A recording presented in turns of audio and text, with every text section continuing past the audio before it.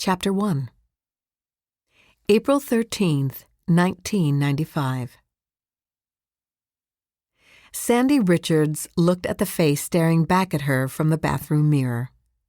She had dreaded the arrival of this day for months, and now it was here. Turning 40 wasn't the end of her world.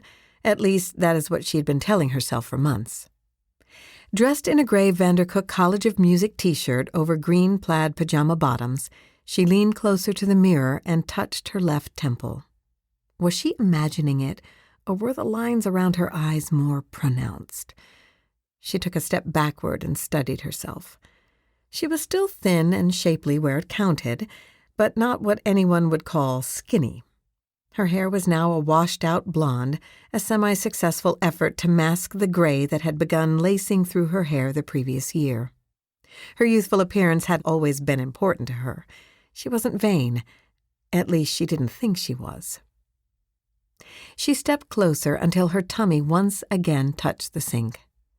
Through the eyes of a child, people 40 and older seemed ancient. Even her own mother looked elderly when she turned the big 4-0.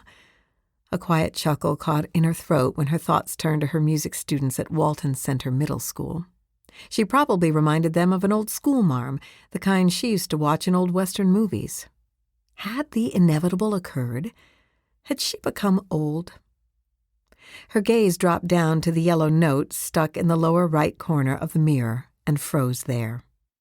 Her father had just been admitted into Riverside Medical Center in Kankakee for testing, and she had an appointment to meet with the doctor later that afternoon to go over the results. She wasn't expecting anything too serious. Her dad was more fatigued lately than usual, and, when pressed by her mother, admitted he didn't feel like his normal, antagonistic self, and he was coughing a lot. She rolled her eyes, sighed deeply, and looked back into the mirror. Her left index finger traced the line running from the bottom corner of her nose to the end of her lip. She had never noticed how pronounced it had become. Her father's face had the same line on either side of his nose. Great, she thought, just what I need, to look like him. Sandy turned away from her reflection to begin the morning ritual of showering, applying makeup, dressing, and heading out to bring the joys of music to her students. Every morning she sang while getting ready for school. On this morning, she did not. "How's your dad, Sandy?" asked Roger Jones. The Walton Center Middle School's assistant principal was standing at the front desk reading the morning sports page when she pulled open the door and walked into the office. "Stubborn as ever, Roger," she said with her lips stretched thin. She walked around her colleague to the wall of cubbyholes that doubled as mail slots. Hers was jammed with announcements, most of them useless. "Why do you ask?" Roger folded the paper and waited until Sandy looked over at him. "I heard he was at Riverside for tests. I'm praying for good results." "Thank you," she replied, glancing down and pretending to study papers and envelopes clutched in her hand. "Have a nice morning," she concluded as she pushed open the door and stepped quickly down the hallway toward the band room. "Small towns," she muttered to herself. Walton Center was the sort of place where everyone knew everyone, and all the details. The lack of privacy was bad enough, but no one was shy about asking the sorts of questions requiring answers most people didn't want others to know anything about. Advances in communications and transportation had drawn the formerly sleepy little northern Illinois town into the gravitational clutches of Chicago. Truth be told, what was once a country village was rapidly becoming little more than a bedroom community for the Windy City. Its population was increasing, and strangers were more common here than ever, but it was still the kind of place that harbored few secrets. Sandy paused outside her classroom to recall something she had overheard her older daughter Emily remark to a friend. "Hey, I found your nose. It was in my business again." That pretty much summed up life in small-town Middle America. The thought nearly brought a smile to her face, the hint of which just as quickly vanished. Smiles came rarely these days. When they did, Emily and her younger sister Sarah were usually the cause. She was about to open the door to her room when one of her students came bounding toward her, his arms outstretched for a hug. "Mrs. Richards!" It was a daily routine they both enjoyed. "Hi, Tyler, how's it going?" Sandy tousled the tow-headed boy's mop of wild hair with one hand while reaching into her pocket with the other to pull out a dollar bill. When she was sure no one was looking, she let it slip through her fingers onto the floor. "I'm going to join band next year, Mrs. Richards. I'm going to play the drums." "I know, and I bet you'll be the best drummer ever." She glanced at the floor and pretended to be surprised. "Oops! Did you drop your lunch money, Tyler?" Tyler glanced toward the crumpled dollar lying at his feet, scooped it up, shot her a wide grin, and took off down the hall.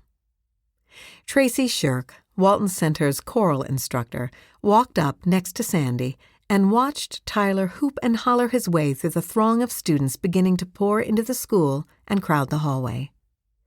"That kid just always has money falling out of his pockets," she said to her best friend before lowering her voice and adding, "You can't feed them all, you know." "Oh, most of them feed themselves just fine," replied Sandy with a gentle nod. "With Tyler's broken home and a mom working third shift—" "She usually forgets his lunch money," Tracy finished the sentence for her. "Do you think his mother ever wonders who's feeding him or if he's even eating lunch?" she continued. "And how about those new sneakers you bought him? She has to notice." "I don't care if she does. He's a good kid. I'm sure she works hard and she's a single mom. It doesn't hurt to give a little help," replied Sandy. "You're a saint, girlfriend," Tracy whispered in her ear as she slipped one arm around Sandy's shoulder and hugged her. Not to change the subject, but how's your dad doing?" Sandy stepped away a few inches, just enough for Tracy's arm to fall away. "My father's sure getting a lot of attention today. People are concerned, you know that. How is he?" Sandy took a deep breath and exhaled. "I think he's fine. He's tired. He drinks too much. He's still busy trying to start some kind of business." The words shot out like a machine gun, cold, rapid, empty. "As for his other business projects, if you can call them businesses," she added before stopping herself. "Never mind." She shook her head. "I'm sure he's okay." Tracy remained silent for a few seconds, cocking her head to one side as she always did when contemplating whether what she was about to say next was a good idea. "Well, Shadow, you need to come to grips with him. He could be gone faster than the Cubs can blow a 10-game lead in September. You two have unsettled business. You shouldn't leave it unfinished." When Sandy raised a hand to object, Tracy raised hers a tad faster, and they met palm to palm, a high five frozen for several seconds at eye level. "We've been friends since grade school. I know you. I understand what you've gone through," continued Tracy. "I know what your family has gone through with your dad, but he's still your dad, and you only get one. And you are his shadow, Shadow." Tracy grinned at her play on words. Sandy managed little more than a shrug and was about to speak when the school buzzer signaled it was time for the first class to begin. As she turned to enter her room, Tracy blurted, "Hey, I haven't forgotten." Sandy furrowed her brow and turned to look at her friend. "Forgotten what?" Tracy mouthed the words, "Happy birthday," grinned, winked, and turned away. Sandy grimaced. Why couldn't everyone just forget that nasty little fact? Her day continued like all the others. Woodwind's first period, brass next, followed by her dreaded hour with the percussionists. Of all the musicians, drummers were a different breed. She would never really understand them. Today, however, the drummers knew all about her little secret, and as soon as she stepped into the room and closed the door behind her, belted out "Happy Birthday," as only those who make music by striking things can do. After the rambunctious serenade fell away to fitful silence, she thanked her students, ignored their request that she tell them her age, and continued her class as she always did. 45 minutes later, when she waved them into silence and told them to pack their gear, one of the drummers raised his hand. "Yes, Elijah." "Were you in the vanguard, Mrs. Richards?" He asked the question slowly, as if he wasn't exactly sure what he was asking or whether there was such a thing. "Yes," she replied, "I was indeed. The Des Plaines vanguard." She knew what was coming next. Everyone in the room knew. Bill Sanford, Elijah's father, had marched with the Cavaliers. The Park Ridge Cavaliers and the Des Plaines Vanguard were fierce competitors during her teenage drum and bugle corps years. "My dad was a Cavalier." "Yes, I know. He was playing with the enemy." "He said they were better." "Really? He said that?" She pursed her lips in something that wasn't a smile, but might have been mistaken for one. Usually the exchange stopped here.